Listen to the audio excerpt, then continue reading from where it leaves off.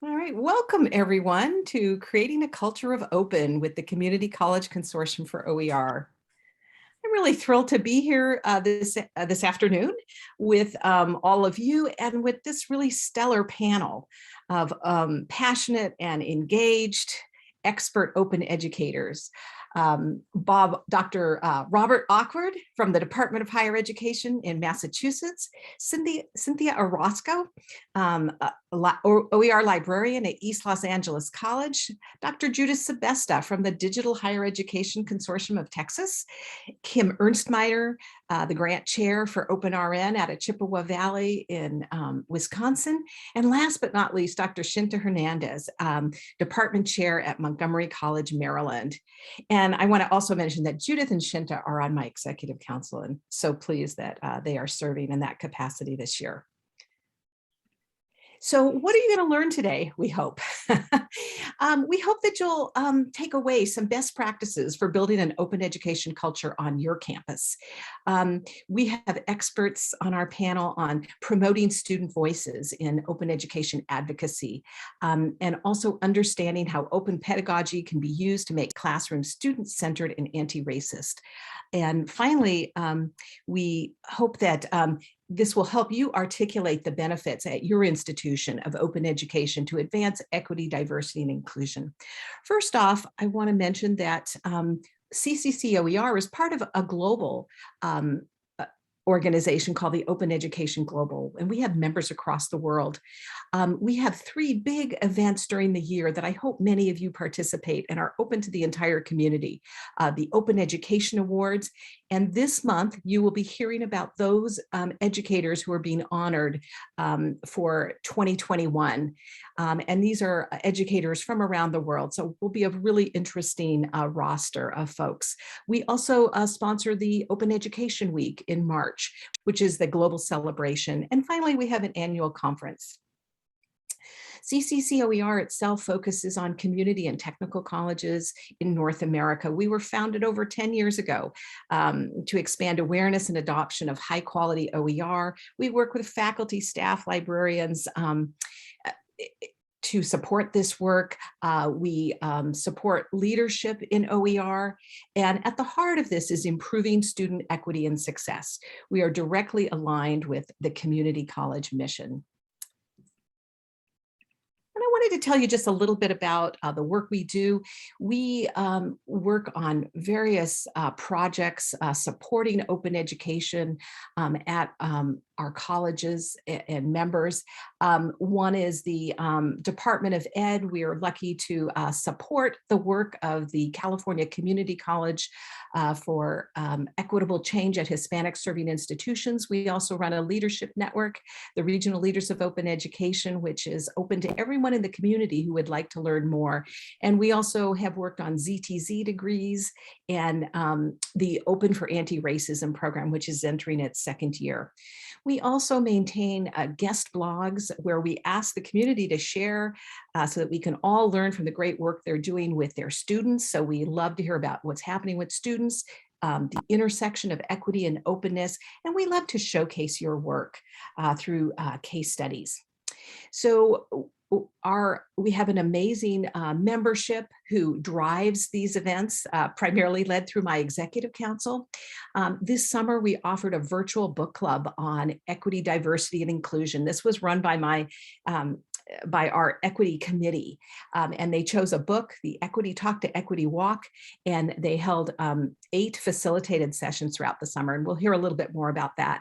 There was also a great interest in open pedagogy this summer. We had some wonderful guest speakers, and we also introduced tutorials on how to use H5P and annotations to create more interactive classrooms. And right now we're in the midst of our fall session, and we have monthly webinars. Last week we had one featuring global educators and global education programs. We had 2 educators from outside the country, one from the Barbados area and one from Nigeria. So hope you can join us for those events. And here's just a handful of the people who participated over the last year, passionate experts in this work who really contribute to what we can offer. So here is our open education community email list. We invite all interested educators to join that, to hear about upcoming events, to get feedback on OER challenges you might be facing, and to engage with collaboration with other members of the open education community. And now at this point, I want to turn it over to Dr. Robert Awkward from the Department of the Massachusetts Department of Higher Ed. Thank you, Una. I'm delighted to be here and be with all of you. If you go to the next slide. I get the pleasure to talk about the role of student voices in open education advocacy.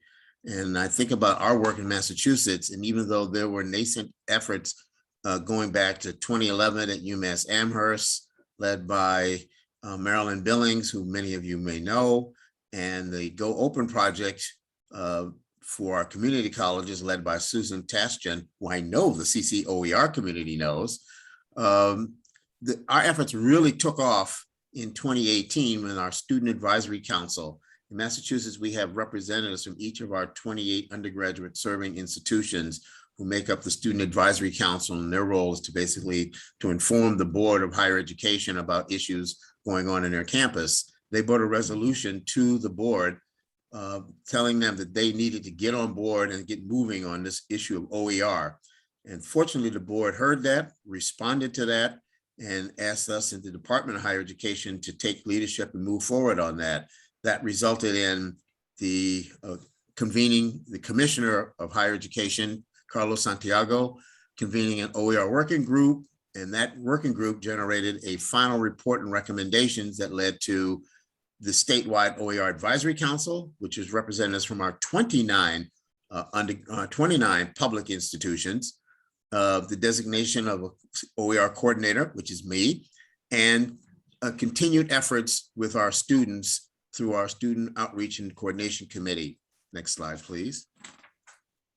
Our students, as you can see, have been instrumental to the work that we continue to do at Massachusetts, from serving as student ambassadors on campuses, helping to move the work forward on the campuses, serving on campus OER committees, attending and talking and sharing their stories in OER trainings, serving as segmental representatives on the Board of Higher Education, writing op-eds and sharing their story, including this year's Open Education Week for CCCOER, and at other conferences in Massachusetts, and meeting with legislators on campus and on Beacon Hill. And our advisory council actually has 4 student representatives from the SAC who serve on the advisory council.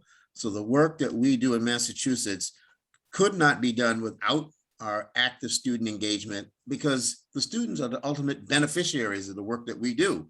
So their voice is central to what we're doing in Massachusetts, and we look for every possible opportunity where we can work with our student leaders and engage the students and listen to them to inform us about what's important, so that we make sure that our efforts in Massachusetts are aligned with them.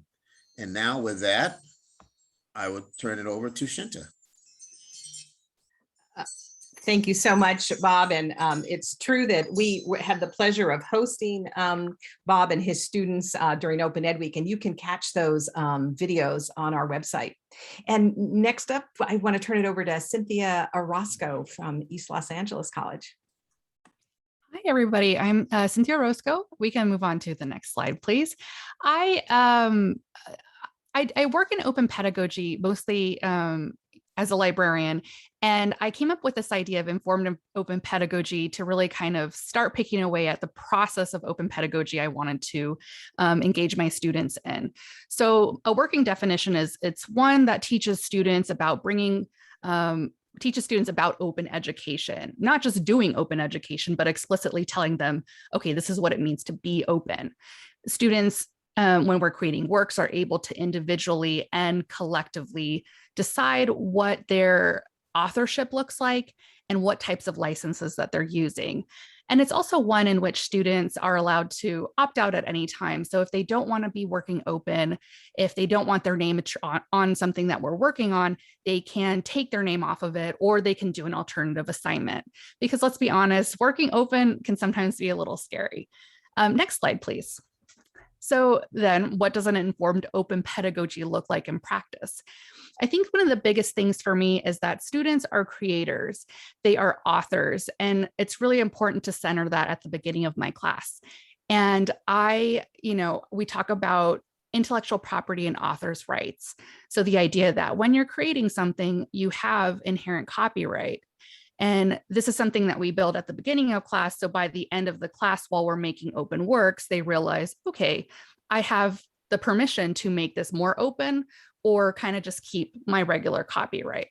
And also students as authority, they are experts in something, even if it might not feel like it. A lot of times my students and myself deal with imposter syndrome. So I do want them to know, hey, you're an expert, you're building your expertise, and that's why it's really important. Also, what are your scholarly values? This is the really important part about open education. It's like, if we want to bring students into open, they need to make that value judgment for themselves. I want to work open. Kind of similarly, what is your online persona or brand? I don't really like that word, but when you're putting out open works, who are you? You really need to think about what parts of you bring to open work and what parts of you might want to leave closed. And consequences. There's great things that happen with working open. This could be a form of networking. This can help you get job offers as a new student, as a scholar, as a new professional. But it's also quite dangerous to have your name associated with something, especially in 2021. Citing graciously and attribution graciously. A lot of times citing and attribution is a mechanistic thing, but I want them to know, hey, we're giving gratitude to creators. But also, with citations, there are politics in which certain people get cited and certain people don't. And so we have these type of conversations. Again, what does open afford? That's the biggest thing with open education. We talk about it free of cost, the ability to remix and modify works, but also who can afford to work open? Open work is academic labor. So I never want to say to my students, hey, all your classes should be OER, all your professors should be doing OER. It's like, well, what are the conditions in which they're able to do open work or not? And then lastly, sorry, that's my alarm, safe and closed spaces. So, open can be scary, and we still need to have closed spaces because sometimes students don't need to be putting this work out publicly. It affords the ability to have really honest conversations. So even when we're working open, we have to work closed sometimes as well. Thank you. Thank you so much, Cynthia. And those are such important considerations for faculty who are doing open in the classroom. And next up is Dr. Judith Sebesta. Thank you, Una. So I lead Digitex, and we support digital education broadly conceived at all of the Texas public community colleges across Texas. This includes initiatives related to OER policy and practice. Next slide, please, Una. Our tagline is ensuring equity through collaboration. So collaboration is a part of everything we do to create a culture of open across our state. We collaborate with organizations such as our state higher ed agency, the Texas Higher Education Coordinating Board, the Texas Digital Library, the Institute for the Study of Knowledge Management and Education. And these partnerships have been incredibly productive for us in terms of creating a statewide conference. We also do free webinars every other month. We write case studies on best practices in open educational resources across the state. And some of the probably most impactful work we do is collecting data on open education in partnership with the coordinating board and with ISKME. And every other year we produce a report that is based on a statewide survey. You can see our 2019 report there. We also engage in a variety of activities related to professional development. Here you can see an image of the homepage of Texas Learn OER, which is a set of openly licensed modules for faculty, staff, librarians, administrators, and others. And finally, we have recently created a grant program in order to support financially open education across the state, and we'll soon be partnering with the Texas Higher Education Coordinating Board on funds to help develop, or actually build, develop, and implement a open education ecosystem across the state of Texas. Thank you, Una. Thank you so much, Judith, for sharing that. And I think your statewide OER survey is really a role model for other states in determining the needs and the aspirations of your institutions. Next up, it's my pleasure to introduce Kim Ernstmeyer from the OpenRN program. Kim? Thank you, Una. And you can go right to the next slide. The OpenRN project, for those of you that aren't aware, is funded by a $2.5 million grant from the Department of Ed, and we're creating 5 nursing open educational textbooks along with 25 virtual reality scenarios. And in creating that, we've really focused on a culture of open by encouraging the collaboration from faculty across 16 Wisconsin technical colleges, both in creating OER and remixing other OER. We've also encouraged the collaboration from national reviewers, and we've ended up with over 300 national reviewers on this project, which really contributes to the quality of the project and just the ability to adapt the content to all states, not just the state of Wisconsin. As part of those reviewers, we've also encouraged student voices, both as contributors and reviewers. And this has also been invaluable because, as Bob and others mentioned, this truly is for students. And sometimes as educators, we forget what novice students don't know. So they're invaluable in pointing out content areas that may still be a little bit unclear. And we just continue to focus on making those very clear to our novice students. We're starting to get some of the impact data in, which is really exciting as a result of this open culture. In the first academic year, despite COVID, we had over 67 nursing course adoptions of OER in the state of Wisconsin, and we're able to pull data, student data confidentially from that system.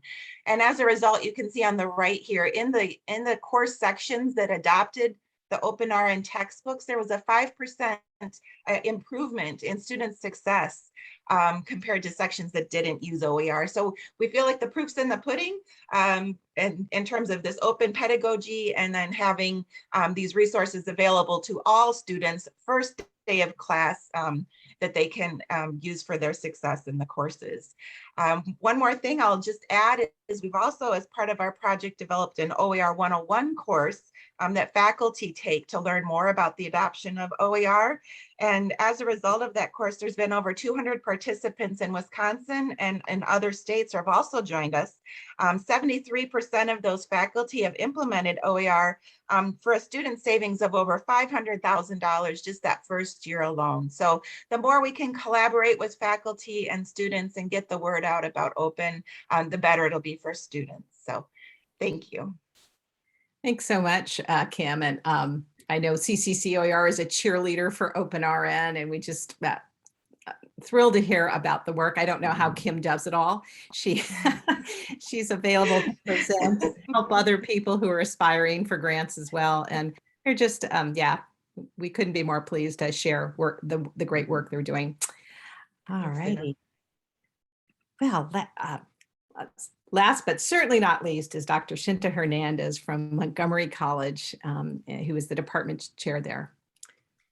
Thank you, Una. Hi, everyone. I'm really happy to be on this panel because I get a chance to talk to you about 2 initiatives at Montgomery College that combine open pedagogy and student engagement in very intentional and very dynamic ways. At MC, we recognize the importance of having students be active participants in this work with us. Also because this offers the students the opportunity to take on leadership and stewardship of their own learning experiences, all the while contributing to the world of open education. So the first piece of work that I want to share with you is presented on the next slide. And just to give a brief history of what this is. So when I had attended OpenEd21 in Anaheim, California with some MC colleagues, we attended a lot of sessions and we realized that there really was no coupling of open pedagogy and the United Nations Sustainable Development Goals and student engagement work. So after returning from the conference, we did some more research, and eventually we put things together and we created the United Nations Sustainable Development Goals Open Pedagogy Fellowship, known fondly as the UN SDGs for short. We are now in our 4th year and we have grown significantly. We started off with just 15 faculty fellows from Montgomery College only in the summer of 2018.